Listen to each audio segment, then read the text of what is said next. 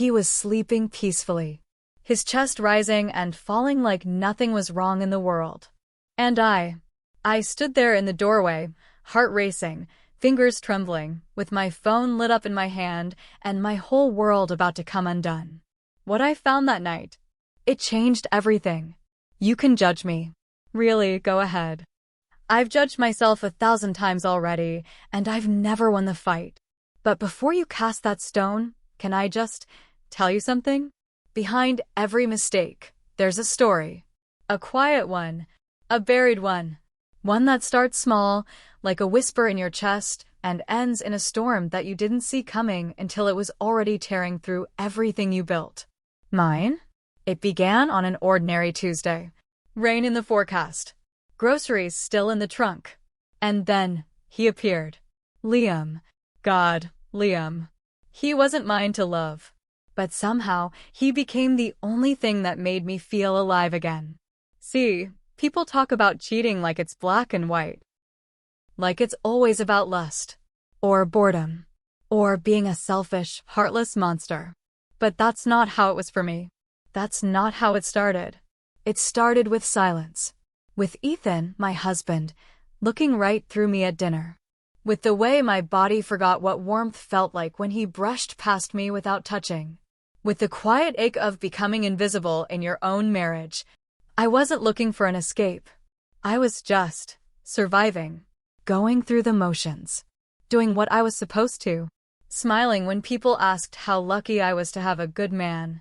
And then Liam came along. With his crooked smile and his camera and his ridiculous habit of noticing things no one else did. Like the way I tapped my fingers when I was nervous. Like the fact that I used to draw, but stopped years ago. He didn't mean to flip my world upside down. I don't think either of us did. But the truth? It didn't take much. A few late-night conversations. One glass of wine too many. One too long look in the middle of a joke. And, just like that, everything I thought I knew about myself started to crack. What I did, it shattered more than just vows. It cracked who I thought I was. A wife. A mother. A good woman. Suddenly, I didn't know what that even meant anymore. I'm not here to glorify what I did. I'm here to tell the truth. And the truth is, sometimes, the loneliest place in the world is right beside the person who's supposed to love you. So, if you're listening, if you've ever found yourself staring at someone and wondering when exactly the love ran out, or maybe when the need for something more crept in, then maybe you'll understand. Maybe not forgive, but understand. Because this story, it isn't about sex. It's about connection. About the terrifying moment you feel seen for the first time in years, and the beautiful, dangerous hope that follows. This is the story of how I fell, of how I broke, and of what I found that night when he was sleeping peacefully. It started the day Liam moved in next door. Early spring in the suburbs, that in-between time where everything is blooming but still feels cold. I remember the air was crisp and the sky was overcast, like it couldn't decide what kind of day it wanted to be. I was out back, trimming the rosebush that Ethan always said we should tear out. 12 years of marriage, and he still didn't know how much I loved those roses. That's when I heard his voice for the first time. Need a hand with that? I turned. He was standing just over the fence line, tousled hair, camera bag slung across one shoulder, holding a mug with steam curling into the air. He had this relaxed, curious look about him. Like someone who wasn't in a rush to be anywhere. I smiled politely and shook my head. No, thank you. I'm fine. He smiled back, slow and a little playful. But then, without asking again, he stepped around and started helping anyway. It wasn't flirtatious. It wasn't bold. It was just kind. A kind I hadn't felt in a long time. His name was Liam. 29. Freelance photographer. He was staying with his brother, who just bought the place next door. The kind of guy who noticed things. And I mean really noticed. Not just what you wore or what color you painted your front door, but how your eyes looked when you were thinking about something else entirely. How your laugh sounded different when it was real. I remember the way he glanced at the sketch pad I'd left on the patio table. It was open, a half-finished drawing of our backyard, shaded in soft pencil lines. "You draw?" he asked. I froze. No one had asked me that in years. Not since before the kids. Not since before Ethan and I started measuring love in missed glances and quiet sighs. I used to sketch all the time. It was how I saw the world. Now it was just something I used to be. I nodded. A little. He didn't press. Just smiled again. And something in that moment shifted. The days after that blurred together like brushstrokes in a painting I didn't remember starting. I'd catch glimpses of him on the porch editing photos, headphones on, focused. He always looked like he was chasing beauty through the lens. I'd be out in the yard, folding laundry, watering the flowers, and he'd wave, that same easy, open wave. Once, he helped me carry a box of tile samples up the front steps. Another time, he noticed our outdoor faucet leaking and offered to fix it. I told him he didn't have to, but he just shrugged and did it anyway. It wasn't just his presence. It was the contrast. Because at home, Ethan and I had become quiet. Not angry. Not hostile. Just quiet. We barely touched. We barely talked about anything beyond bills, schedules, dinner. Even our fights had fizzled out, replaced by silence and subtle avoidance. It had been 8 months since we were intimate. Longer since we laughed like we used to. Sometimes I'd lie in bed next to him, listening to him breathe, wondering if we'd already ended and just hadn't said it out loud yet. Liam didn't know any of that. But somehow he saw it anyway. He saw me. One afternoon, I was cleaning out the garage and found an old box labeled Art School. Inside were charcoal pencils, old sketchbooks, some dried-out paint tubes.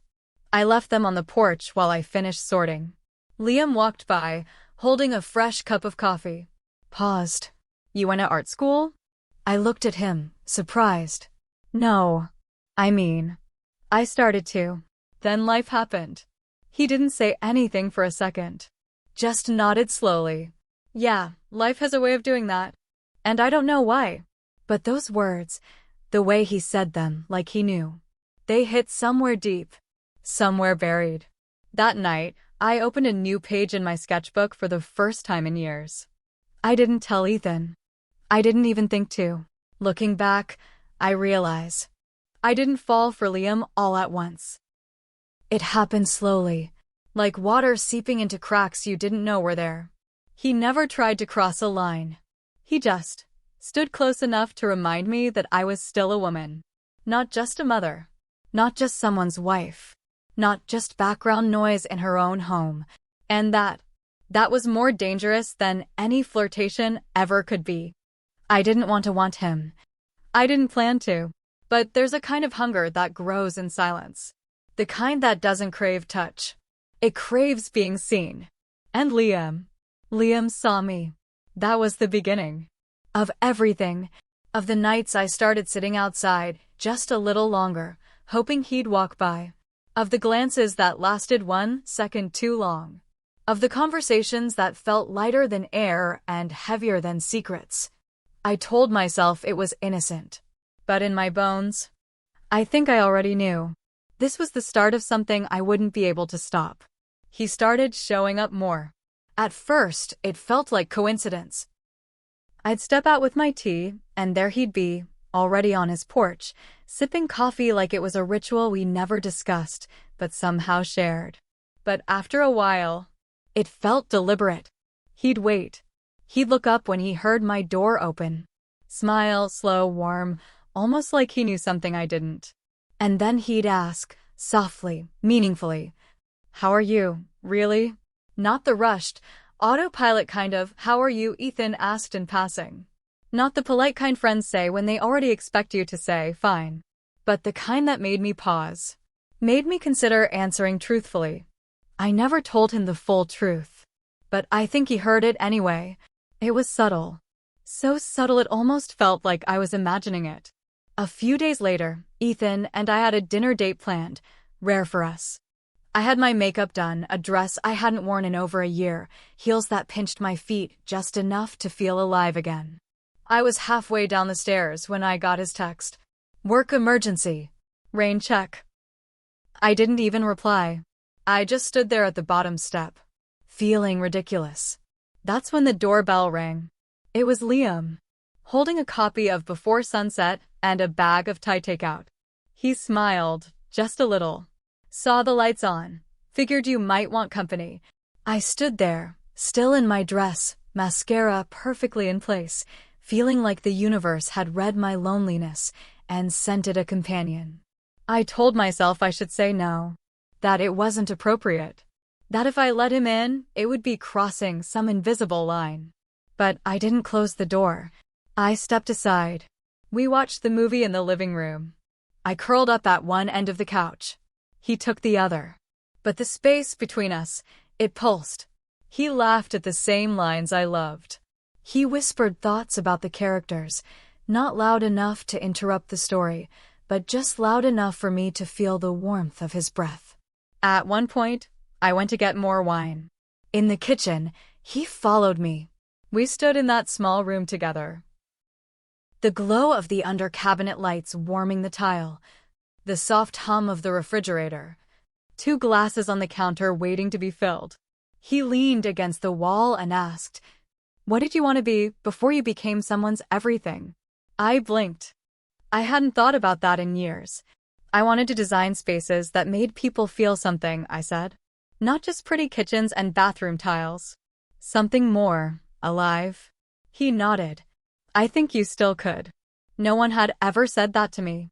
Not even Ethan. When I handed him his mug, our fingers touched. Not by accident. Not fully on purpose either. But I pulled back too fast. And he didn't. It was maybe half a second. But my stomach flipped so hard, I had to grip the edge of the counter to steady myself. I kept telling myself it was innocent. That 2 people could share wine and conversation and quiet understanding without it becoming something else. But it was something else. It was emotional intimacy. It was the kind of attention I hadn't felt in years. And it was starting to unravel me. He didn't try to kiss me. Didn't say anything out of line. But as he left that night, standing at my front door, jacket slung over his shoulder, he turned and said, "You don't have to be invisible just because someone stopped seeing you." Then he was gone. And I just stood there with the wine glass in my hand, heart beating in a rhythm that didn't feel like mine anymore. That night, Ethan came home late, said nothing about missing our dinner, gave me a distracted kiss on the cheek and fell asleep next to me like I wasn't even there. He was sleeping peacefully, but I wasn't, because every time I closed my eyes, I saw Liam. His words, his gaze, his stillness. He wasn't mine to want, but I wanted him, and I was starting to realize he wanted me too. It was the kind of night that felt like a turning point even before anything happened. The sky cracked open just after sunset, thunder rolling in low and slow, like a warning whispered across the rooftops. The rain started falling fast, sharp and steady against the windows. Ethan was out of town. Business trip. One of those non-negotiables he barely gave me a day's notice for anymore. I'd lit a few candles around the living room to soften the darkness when the power went out. Not just flickered, gone. No hum from the fridge. No dull buzz from the overhead lights. Just rain and the sound of the world holding its breath. I had just settled down with a blanket and my second glass of red wine when there was a knock on the door. 3 short taps. Unrushed. Familiar. It was Liam, wearing that dark green jacket that always looked like it belonged in another life. Raindrops still clinging to his shoulders, his hair damp, his eyes catching reflections from the candles behind me. He was holding a camping lantern in one hand and a bottle of wine in the other. He smiled, soft and crooked. Saw the power went out. Figured you might need a little light and a little company. I should have said thank you and closed the door, but instead, I stepped aside. Again. And that's when the shift happened. Not loud, not dramatic, but quiet, like the air had changed texture. We sat in the living room, surrounded by flickering shadows and the steady rhythm of the rain outside. The lantern glowed between us, low and amber, casting more emotion than light. I could barely see his face clearly, just the lines of it, the suggestion of his features. But I felt every inch of the silence between us. It wasn't awkward. It was thick, heavy, charged, like the space was holding something we both refused to speak. He didn't rush. He didn't inch closer. He just looked at me, like I was something to be understood, not solved. Then, in the middle of a story about his childhood road trips, he stopped. Looked straight at me. Voice low, almost hoarse. "You don't have to pretend anymore, Olivia. I see you." I froze. He didn't say it with pity. He said it like a promise. Like he had seen me, not just recently, not just tonight, but all the days I'd been shrinking myself to survive. I felt the dam inside me. The one I had built out of expectations, routine, and emotional survival, began to crack. I didn't cry. I didn't move. But my fingers, resting on the edge of the blanket, began to tremble. He reached over, slow, cautious, almost reverent, and placed his hand on mine. Not gripping. Not asking. Just there. And I didn't pull away. I felt everything in that moment. Years of being unseen. Years of touching someone who never really touched me back. Years of pretending I didn't notice how numb I'd become. His hand was warm, solid, real. And it wasn't the kind of touch that asked for anything. It was the kind that gave permission. To feel again. To want again. To exist again. I looked down at our hands. His thumb brushing gently across the back of mine. I should have pulled away. I should have said something to break the spell. But I didn't. I didn't kiss him. But God, I wanted to. I wanted to lean forward and bury my face in the crook of his neck and say, "Don't leave. Just stay. Just be here. Just make this feel like something more than a life I'm stuck inside of." But instead, I let go of his hand, stood up, told him I should get some sleep. He nodded, didn't protest, didn't beg. He just said, "Good night, Olivia," and walked out, into the rain. I closed the door behind him, locked it, turned off the lantern. Then I sank to the floor and sat there. For what felt like hours. Heart pounding like I had already done something wrong. But I hadn't kissed him. I hadn't broken anything yet. So why did it feel like my soul had just stepped off a ledge? It wasn't just one moment. It was 1,000 little ones. 1,000 little yeses I whispered to myself.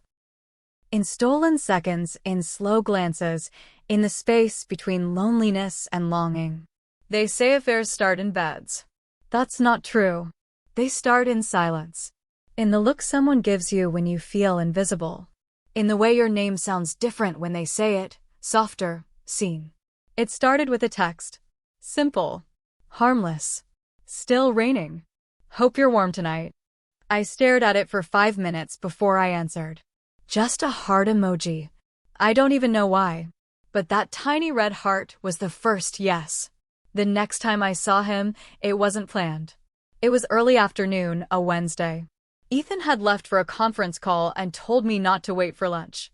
So I didn't. Instead, I walked 2 houses down, heart racing like I was 15 again. He had his back turned when I walked into the studio, that tiny sunlit room he'd converted into a creative space. Camera equipment. Soft rugs.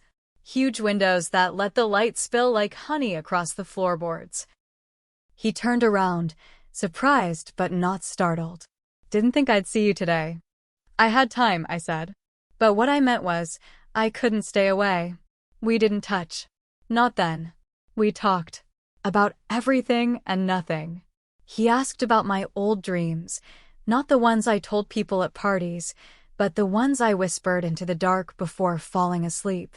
I told him I used to want to design homes in Italy. Not for money. Just for peace. For beauty. He told me I still could.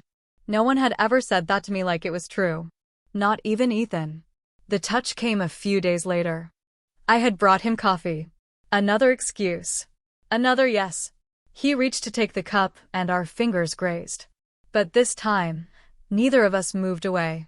Instead, his fingers curled gently around mine. Not possessive. Not forceful. Just there.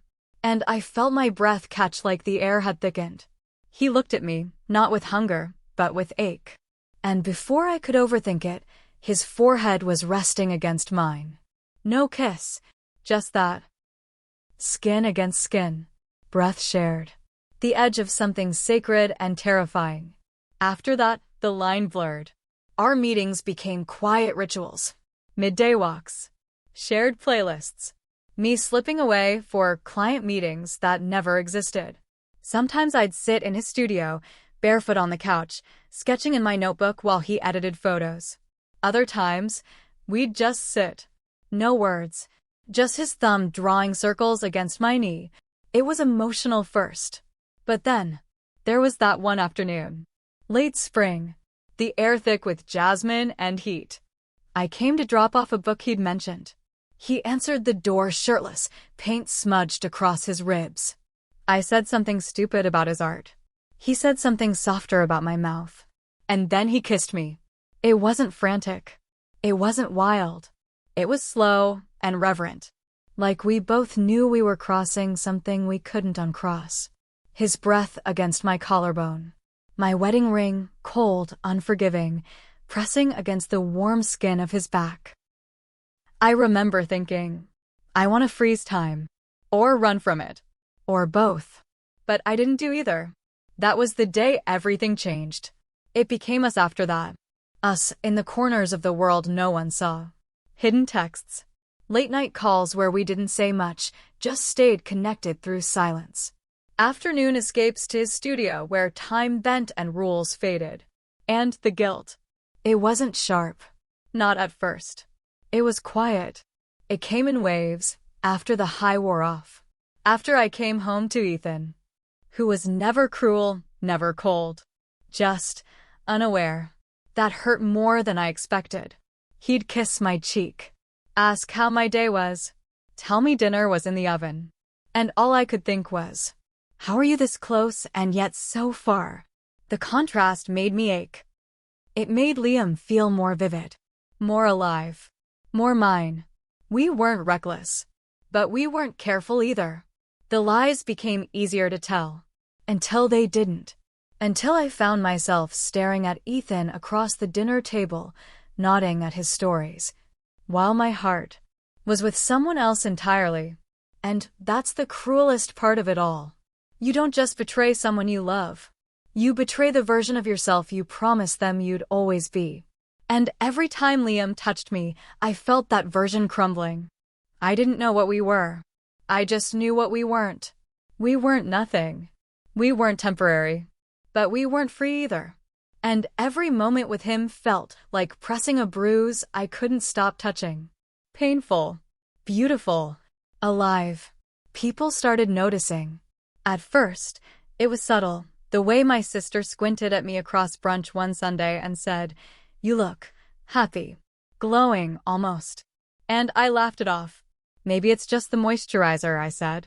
But inside, inside I felt like I was balancing on a thread.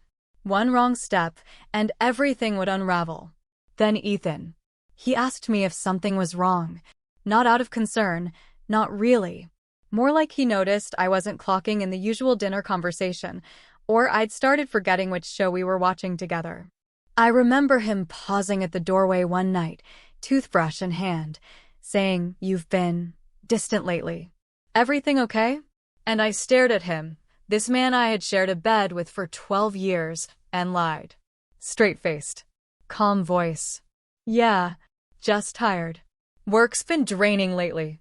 What I didn't say was that work was the only place I could justify my absences, because the rest of my time was disappearing into Liam. It was little things at first, hidden messages tucked between calendar events, missed calls that made my heart pound louder than they should have, kisses stolen in the driver's seat while my groceries melted in the back. But then, there were moments I couldn't explain away. Like the time I was waiting outside a bookstore with Liam, just talking, just laughing, his hand grazing mine, and I felt eyes. I turned and saw Rachel, my closest friend. She didn't say anything, just raised an eyebrow and gave that long, lingering look that said more than any accusation ever could. And Liam, he started wanting more. More than hidden hours, more than muffled phone calls, more than me slipping away like smoke every time the clock ticked too close to home. One evening, just after he'd photographed a local wedding and invited me to help sort through the proofs, he turned to me, serious, that same quiet seriousness I used to crave from Ethan but never got. And he said, "I want to be seen with you, Olivia. Not just hidden in the dark. I want to hold your hand in daylight. I want to wake up next to you without guilt wrapped around us." And I froze, because I had built two lives, and both were beginning to crumble. In one, I was the responsible wife, the mother who made school lunches and remembered birthdays and kissed foreheads goodnight. In the other, I was this woman I barely recognized. Reckless, alive, desired, terrified. And I couldn't tell where the line was anymore. Even my son, God, he was only 10, started noticing things. One afternoon, I caught him staring at me while I smiled at my phone. He tilted his head and asked, "Who makes you smile like that, Mom?" I blinked. Lied again. Just a client. Send me a funny meme. But that question, it haunted me for days. Because I didn't know how to explain to him, or to anyone, that I was chasing a version of myself I thought had died quietly years ago. And Liam. Liam was the only one who made her feel real again. But real or not, it was slipping. Everything was slipping. And the scariest part? A part of me didn't want to stop it. Not yet. It was late. One of those nights where the air feels too still, too silent. Like the world already knows something you don't. I had just left Liam's studio. No makeup, just a hoodie and his scent still clinging to my skin. We hadn't even done anything that night, just talked. But it didn't matter. I still felt like I was walking through someone else's life, a stranger wearing my face. When I came home, the house was dark. Ethan was asleep on the couch, the television humming some forgotten rerun in the background. His body curled on its side, peaceful, familiar. And for a second, just a second, I wanted to believe this life could hold me again. That maybe this marriage wasn't as far gone as I had convinced myself it was. But then his phone buzzed. Just once. Soft, barely noticeable. And I don't even know what made me reach for it. Maybe guilt. Maybe habit. Maybe that deep, gnawing fear that my two worlds were no longer separate. I picked it up. And there it was. A message from Liam. Not to Ethan. To me. But forwarded. To Ethan. My stomach dropped. My ears started ringing. I don't even remember what the message said. Something short. Intimate. Ordinary. But it was the tone. The way my name looked beside his. Like a brand I couldn't scrub off. And then, I turned around. Ethan was awake. Just sitting there. Eyes wide open. Silent. Watching me. He didn't yell. Didn't ask. Didn't move. Just looked. And that look shattered something in me I didn't even know was still intact. He whispered, just one thing. Only one. I thought we were just tired, not broken. And that was it. No storm. No slammed doors. Just a man watching his world disintegrate in quiet disbelief. I stood there, frozen. I wanted to explain, but explain what? That I felt dead in our marriage? That Liam saw me when Ethan didn't? That I hadn't planned for it to go this far? None of it mattered now. None of it would make the pain on Ethan's face disappear. My legs gave out. I sat on the floor, head in my hands, the weight of every decision I made pressing down on my spine like a punishment. And then, Liam called. His name lit up my screen like a siren in the dark. I stared at it for maybe 3 seconds. Then I blocked him. Not because I stopped feeling, but because, in that moment, I couldn't feel anything anymore. No desire. No thrill. Just the wreckage. 12 years. A home. A son. A life. All unraveling at my feet. And I couldn't even cry. I just sat there, in the middle of our living room, watching the last thread of the lie snap. And deep down, I knew everything after this moment would never be the same. Ethan moved into the guest room. No announcement. No big conversation. Just one morning, his side of the bed was cold, and when I walked past the spare room, I saw his suitcase open on the floor. His toothbrush. His cologne. His shirts lined up like he was staying at a hotel. Only this time, I was the stranger in the home. 2 weeks later, he moved out completely. He didn't slam doors. He didn't beg or accuse or punish. He just said, "I think we need space." And honestly, he was right. So I stayed, alone, in the house we made together. Among the framed memories and decorative lies, the silence was louder than I ever imagined. No footsteps in the hallway. No clinking of mugs in the morning. No soft snoring from the other side of the bed. Just me and the echo of my own choices. I stopped taking design clients. The emails sat unopened. I didn't have the energy to create beautiful things when all I could see were the ruins of what I'd broken. So I started walking, not fast, not for fitness. Just slow, barefoot sometimes, around the backyard, touching the petals of the rose bushes I once trimmed when Liam first introduced himself. Funny how something so innocent could lead to something so irreversible. I deleted Liam's number, blocked him on everything, but I didn't do it out of hate. I did it because if I didn't remove every trace, I knew I'd weaken. I knew I'd search for meaning where there was only memory. One afternoon, I walked past my sketchpad, the same one Liam had noticed months ago, and I opened it. Not to draw, just to stare at the blank pages. And it hit me, that was me. A blank page. Wiped clean. Scared to begin again. So I went to therapy. My hands shook as I sat across from the woman with kind eyes and silence that demanded truth. I cheated, I said. No build-up. Just raw confession. The kind that sticks to your ribs and clings to your voice. I told her everything. About Ethan. About Liam. About the woman I became, and the girl I lost along the way. I journaled too. Pages and pages. Some days it was just, I don't know who I am. Other days it was more honest. I miss being wanted. My sister came over once, sat with me on the back porch, and held my hand like we were 10 years old again. She didn't say much. Just this.